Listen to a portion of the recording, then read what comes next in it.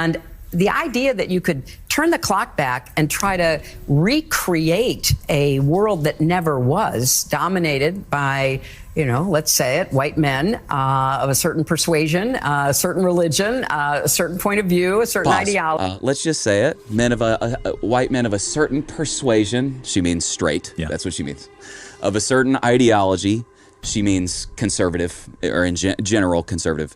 And then she says of a certain religion. It is very obvious. Wow. She's saying Christian. So before we go on, before you hear what she says next, she's specifically saying the idea that you could listen to what she said, turn back the clock to something that never was, when a nation was founded by straight, conservative Christian men. Well, wait just a second.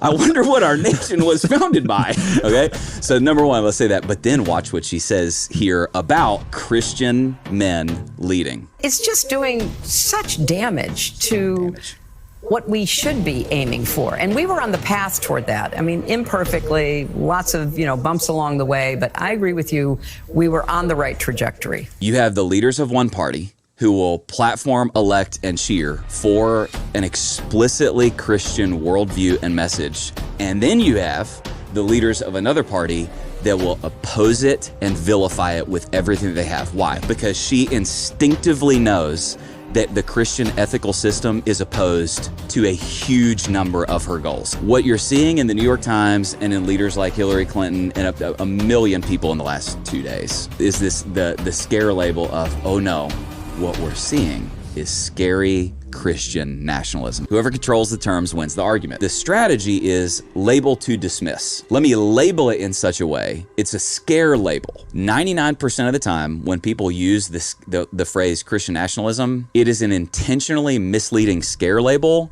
that implies the following. I can advocate for my godless values in the public square, but you Christians can't advocate for your godly values in the public square. Yes. So if I advocate for my values, well, man, this is a secular democracy.